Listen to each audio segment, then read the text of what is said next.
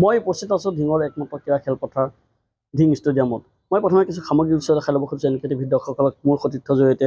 প্ৰথমতে মই দেখাই ল'ব খুজিছোঁ পথাৰৰ যি খেলপথাৰৰ দৃশ্য ইয়াত দেখা গৈছে যে চৰণীয়া গৰু ইয়াত চৰি আছে। ইয়াত দেখিছে আপোনালোকে যে চৰণীয়া গৰু চৰি আছে, য'ত খেল খেলিব লাগে তাত কিন্তু চৰণীয়া গৰু চৰি আছে।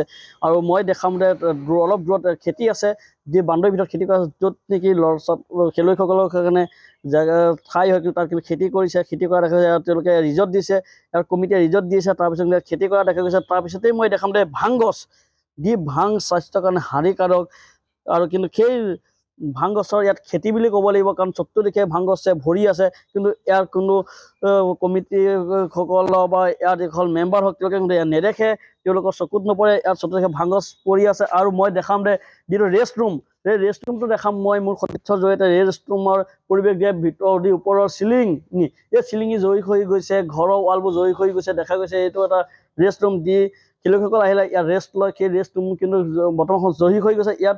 কাৰণ কিহৰ কাৰণে ইয়াত কোনো খেলুৱৈসকলেই নাহে, যদি খেলিবলৈ নাহে তেনে ক'ৰ পৰা ৰেষ্ট ল'ব। আৰু মই দেখাম যে আমাৰ গেলাৰী চাওক, উঠা ৰাস্তাটোত গছ বনে ভৰি পৰিছে, জংঘলে ভৰি পৰিছে, ভাং গছে ভৰি পৰিছে। কাৰণ কিয়নো ইয়াত কোনো যায়, ইয়াত বিয়েৰৰ বটল দেখা গৈছে। আঁতৰ পৰা দেখাব চেষ্টা কৰিছোঁ, যিমান দূৰ মই ভিতৰৰ পৰিৱেশ দেখাম, এতিয়া ৰেষ্ট ৰুমৰ ভিতৰৰ পৰিৱেশ দেখাম।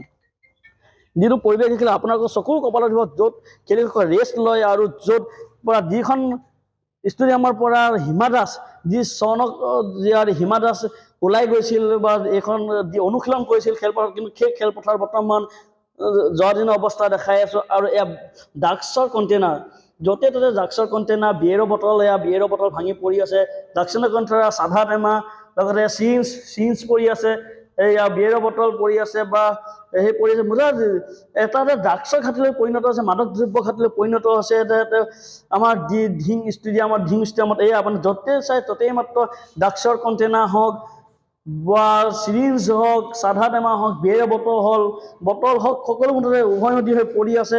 কিয়নো ইয়াত নিতৌ ইয়াত যিসকল ড্ৰাগছ সেৱনকাৰী, তেওঁলোকে ড্ৰাগছ সেৱন কৰে। ইয়াত একমাত্ৰ ড্ৰাগছৰ ঘাটিলৈ পৰিণত হৈছে। এয়া য'তে ত'তে ড্ৰাগছৰ কণ্টেইনাৰ পৰি আছে, মোক সতীৰ্থই দেখাইছে। এয়া যদি ভিতৰৰ পৰিৱেশ, এই ভিতৰৰ পৰিৱেশ ৰেষ্ট ৰুমৰ ভিতৰৰ পৰিৱেশ দেখাই আছোঁ। এই ভিতৰৰ পৰিৱেশটোৰ অৱস্থা এয়া ড্ৰাগছৰ কণ্টেইনাৰ ভৰি আছে, গছ লতা বনে ভৰি আছে, ভিতৰত সেই চিলিঙি জয়ী হৈ গৈছে, ওপৰত টিং দেখা গৈছে। আৰু তাৰ পিছতো কিন্তু ইয়াত যি কমিটি হওক বা যি প্ৰেচিডেণ্ট হওক বা ছেক্ৰেটাৰী হওক, তেওঁলোকৰ কিন্তু চকুত পৰা নাই। কিন্তু ইয়াত আজিলৈকে কোনো খেল নহয়, মাত্ৰ 2-1 খেলৰ পৰা ইয়াত কোনো খেল খেলা দেখা নাই। মাত্ৰ 3-4জন ল'ৰা ছোৱালীয়ে ইয়াত অনুশীলন কৰে, তেওঁলোকে চাকৰিৰ কাৰণে তেওঁলোকে এই ফিল্ডত অনুশীলন কৰে, কিন্তু তাৰ পৰা কমি যাব ধৰিছে লাহে, কিয়নো ইয়াত যেতিয়া ড্ৰাগছৰ ঘাটিলৈ পৰিণত হৈছে, তেওঁলোকে আহিবলৈ ভয় কৰা হৈছে। তাৰপিছতো কিন্তু কিহৰ কাৰণে স্থানীয় আৰক্ষী হওক বা ইয়াৰ কমিটি হওক বা ইয়াৰ স্থানীয় যিসকল লোক আছে, কিন্তু কাৰো চকুত কিয় নপৰে, ইয়াক লৈ কিন্তু ডাঙৰ প্ৰশ্নৰ সৃষ্টি হৈছে, লাখটকীয়া প্ৰশ্নৰ সৃষ্টি হৈছে। যি নেকি ড্ৰাগছে, যি নেকি মাদক দ্ৰব্যই বহুতৰ পৰিয়াল ধ্বংস কৰি পেলাইছে, বহুতৰ সংসাৰ